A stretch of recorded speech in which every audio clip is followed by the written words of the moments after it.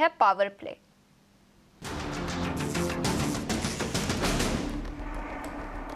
अक्षय, आप खरीदारी के मौके कहां देख रहे हैं? 1 घंटा बाकी है आज के लिए और कैरी फॉरवर्ड के ट्रेड्स कौन से रहेंगे? जी, यहाँ पे आप देखें बजाज फाइनेंस का जो शेयर है अगस्त से एक तरफा चला है और गए 5 और 6 ट्रेडिंग सेशन आप देखें थोड़ी वॉल्यूम्स काफ़ी हल्की है और स्टॉक एक रेंज में एक ब्रीदर ले रहा है। मोमेंटम वापस स्ट्रांगली स्टॉक में गेन होगा और स्टॉक जो रिसेंट स्विंग हाई था 7500 वो पार करके चलेगा, ये मेरा मानना है। तो बजाज फाइनेंस 7323 का करंट मार्केट प्राइस है, इसे आप बाय करें, काफ़ी स्ट्रांग सेटअप है इसमें। 7175 ये आपका स्टॉप लॉस बनेगा। पहला टारगेट 7500 और उसके बाद 7550। तो बजाज फाइनेंस बाय करने की राय रखो। ठीक है, तो बजाज फाइनेंस पसंद आता हुआ अक्षय जी को। चलिए बढ़ते हैं अपने अगले एक्सपर्ट की तरफ। प्रदीप जी, आप बताइए, आपकी राय में आज आखिरी घंटे की ट्रेडिंग के लिए कौन से स्टॉक्स बेहतर हैं? क्योंकि प्रोग्राम के दौरान जिसकी डिस्कशन हुई श्रीराम फाइनेंस, उस पर एक पॉजिटिव व्यू लेना चाहेंगे। जैसे कि मैंने एक्सप्लेन भी किया, एक करीबन 8-10 सेशन में नैरो रेंज में कंसोलिडेशन के बाद ये फ्रेश ब्रेकआउट आज के सेशन में कंफर्म कर रहा है। 3300 के करंट रेट के आसपास इसको ले सकते हैं। 3240 का स्टॉप लॉस रहेगा। 3365 3370 के टारगेट रहेंगे। 3 से 4 दिन का ये व्यू है, रिकमेंडेशन, और ये स्टॉक मैं अपने क्लाइंट्स को भी रिकमेंड। ठीक है, श्रीराम फाइनेंस पसंद आता हुआ प्रदीप जी को। पढ़ते हैं और फार्मा सेक्टर पर नजर डाल देते हैं। निफ्टी फार्मा इंडेक्स तो हरे निशान में है, लेकिन 2 स्टॉक्स जिस पर फोकस करेंगे वो लाल निशान में ट्रेड कर रहे हैं। निफ्टी फार्मा इंडेक्स भी अभी लाल निशान में चला गया है। दिन की ऊंचाई से देखें तो काफ़ी गिरावट दिखी है। ग्रैन्यूल्स पर सबसे पहले नजर डालेंगे। करीब 3% की गिरावट इस स्टॉक पर दिखी है। कंपनी की जो फैसिलिटी है हैदराबाद तेलंगाना में, वहां पर यूएस एफडीए का इंस्पेक्शन हुआ था और 6 आपत्तियां दी गई है कंपनी को, जिसके चलते करीब 3% की गिरावट ग्रैन्यूल्स इंडिया पर दिखी है। इसी के साथ सुवेन फार्मा, यहाँ पर भी 1 से 1.5% की गिरावट है। कंपनी की जो हैदराबाद में फैसिलिटी है उसको वॉलेंटरी एक्शन इंडिकेटेड यानी VAI का स्टेटस दिया गया है। दोनों ही न्यूज़ फ्लो के चलते स्टॉक्स में गिरावट है और अब तो निफ्टी फार्मा इंडेक्स में भी गिरावट दिखी है।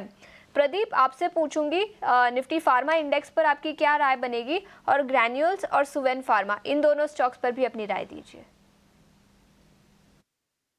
देखिए, निफ्टी फार्मा इंडेक्स इस साल का एक बड़ा परफॉर्मर रहा है। ईयर टू डेट गेन्स देखे तो ये करीबन 36-37 के गेन्स के साथ अभी भी बैठा है। हाँ, ये ओवरबॉट टेरिटरी में है तो थोड़ा सा कंसोलिडेशन जरूर से आ सकता है, पर ओवरऑल व्यू पॉजिटिव है और इसी इंडेक्स में बाय ऑन डिप्स की एडवाइस रहेगी। 34 डीएमए का एक बढ़िया सपोर्ट 22,200 के आसपास है, तो उसी के स्टॉप लॉस से ओवरऑल व्यू पॉजिटिव रखेंगे। ग्रेन्यूल्स की अगर बात करें तो इसमें भी ईयर टू डेट करीबन 65% के गेन्स बने हैं, ऊपर के लेवल से थोड़ा कूल ऑफ होने के बावजूद। 34 डीएमए का सपोर्ट आज की गिरावट और पिछले 3 दिनों से ये गिरावट चल रही है, तो उसके बाद ये 34 डीएमए के अच्छे सपोर्ट जो 653 पे है उसके नजदीक आ गया है। तो मेरे हिसाब से अभी भी जो पोजिशनल लॉन्ग है वो 653 के स्टॉप लॉस से होल्ड जरूर से किए जा सकते हैं, और ऑन द हायर साइड 695 का एक रेजिस्टेंस आर्ली चार्ट्स पे वो क्रॉस होता है तो फिर इसमें तेजी की साइड का मोमेंटम फिर से आएगा। अगर सुवेन फार्मा की बात करें तो ईयर टू डेट इसमें भी 64% के अच्छे गेन्स अभी तक हम देख रहे हैं। आज के सेशन में ऊपर से नीचे थोड़ा सा माइल्ड करेक्शन जरूर से हुआ है, और ओवरऑल एक स्ट्रॉन्ग अपट्रेंड में है। यहाँ पे भी एग्जिस्टिंग लॉन्ग होल्ड करने की एडवाइस देंगे, और नए लॉन्ग्स के लिए थोड़ा सा डिप का वेट करने का एडवाइस देंगे, क्योंकि स्टीप अपमूव के चलते सपोर्ट लेवल थोड़े से डीप है, नीचे है। क्योंकि ईएमए का सपोर्ट 1020 पे है, उसी के स्टॉप लॉस से इसमें ओवरऑल व्यू पॉजिटिव होल्ड करेंगे। आए है फार्मा स्टॉक्स में और निफ्टी फार्मा इंडेक्स में ईयर टू डेट बेसिस पर तो अच्छे गेन्स दिखे हैं, लेकिन आज दिन के उछले स्तर से देखें तो थोड़ी सी गिरावट दिखी है। जरा जोमेटो पे भी राय दीजिए, क्योंकि ब्रोकरेज में जेफरीज की जो रिपोर्ट है खरीदारी की राय जिसमें जाहिर की गई है, लक्ष्य भी जो है वो 335 रुपये प्रति शेयर का किया गया है। फिलहाल हम देख रहे हैं कि आज भी 1% से ज़्यादा की तेज़ी जोमेटो में नज़र आई है।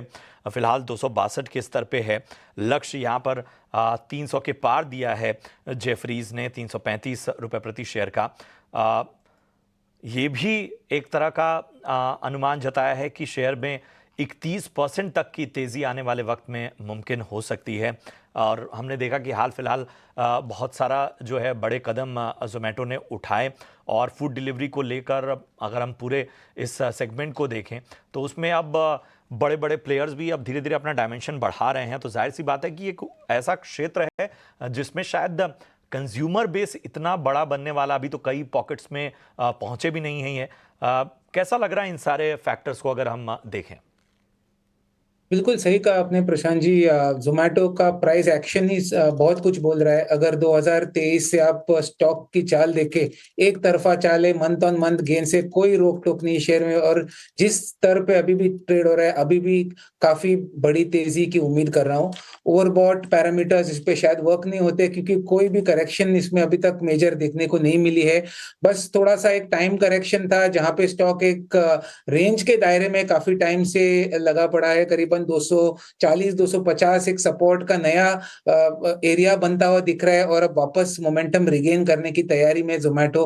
वॉल्यूम्स भी काफी स्ट्रांगली इंप्रूव हो रहे हैं। तो जो भी प्राइस सेटअप के दौर पे आप अगर स्टॉक को स्टडी करें तो करीबन पोजिशनली अगर आप इसमें 1-1.5 महीने के टाइम फ्रेम से होल्ड करें तो मेरा मानना है कि 290 की ओर चल रहा है स्टॉक, और थोड़ा सा और भी टाइम दे तो 325 तक शायद आपको जोमेटो में टारगेट बनते हुए दिखेंगे। तो बाय करे या होल्ड करे, ये सलाह रहेगी। जोमेटो में जिनके पास है उनको 235 के स्टॉप से बने रहना है और फ्रेश खरीदारी भी करनी है तो भी आप बेझिझक करंट रेट पे भी बाय कर सकते हैं।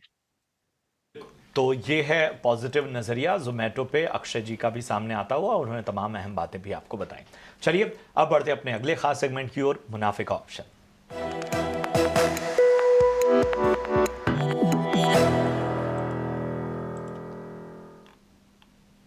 तो हमारे साथ इस वक्त जुड़ चुके हैं यस सिक्योरिटीज के अमित त्रिवेदी जी। Amit ji, good afternoon. बताइए ऑप्शन की रणनीति आज के लिए क्या होगी? जी गुड आफ्टरनून। देखिए एफएमसीजी स्पेस में काफी अच्छा ट्रैक्शन है, और मैं रिलेटिवली अगर देखता हूँ डाबर, तो यहाँ पर एक कंटिन्यूएशन पैटर्न है। अपसाइड में ऐसे उसने मोमेंटम जो है रिज्यूम किया है, और आने वाले समय में मुझे लग रहा है कि 700 के लेवल्स भी आ सकते हैं डाबर में। तो उससे डाबर का कॉल ऑप्शन बाय करना चाहिए 6.5-7 रुपए पर। 3 का इनफेक्ट स्टॉप लॉस रखना चाहिए, और अपसाइड टारगेट जो मैं देख रहा हूँ 15 तक के देख रहा हूँ। तो इस अहम रणनीति के सामने आपके रखा। डाबर 680 की जो है वो कॉल आपको 7 रुपये के आसपास मिलेगी, वो लेनी है। स्टॉप लॉस यहाँ पर 3 रुपये का, लक्ष्य जो है वो 15 रुपये तक का हासिल हो सकता है। लेकिन याद रखिए कि जो फ्यूचर और ऑप्शन है यहाँ पर रिस्क बहुत है, जोखिम बहुत है, इसलिए बहुत सोच समझकर और पक्की तैयारी हो और फाइनेंशियल एडवाइज़र की सलाह अगर बेहतर हो तो ही इसमें ट्रेडिंग इनिशिएट कीजिए। पावर स्टॉक्स की तो जिसकी चर्चा इन 2-3 स्टॉक्स के साथ और बनती है वो है एनटीपीसी की। आज देखिए लगभग 2% की गिरावट यहाँ एनटीपीसी में भी नजर आ रही है। अक्षय जी, मैं आपके पास आना चाहूँगा। हमें ज़रा बताइए कि क्या ये जो करेक्शन है इनमें किसी भी शेयर में कोई मौका बन सकता है? क्योंकि आमतौर पे आम जो रिटेल इन्वेस्टर है उसकी निगाह पीएफसी, आरईसी, एनटीपीसी और इरिडा जैसे स्टॉक्स पे रहती ही रहती है। जी, तो देखिए बिकवाली का प्रेशर तो काफी है पूरे बाजार में ही। रादर गए 2 दिन से काफी बिकवाली है। तो मैं कहूंगा कि अगर मैं थोड़ा लॉन्गर टर्म या medium term price structure study करूं तो अभी भी मैं कहूंगा जिनके बाय एंड होल्ड का स्ट्रेटेजी है, टाइम दे सकते हैं, निवेशक है, तो उनके लिए बिल्कुल मौके खोजने चाहिए कि कहाँ सही डिप रहेगा एंट्री करने के लिए। क्योंकि ये जो सब शेयरों में अभी बिकवाली हो रही है वो शॉर्ट टर्म पेन है। तो पहले बात करें पीएफसी की, तो पीएफसी में एक पॉसिबल डबल टॉप 560 के स्तर पे दिखा है और वहां पे बार बार ये स्टॉक बिकवाली का शिकार हो रहा है।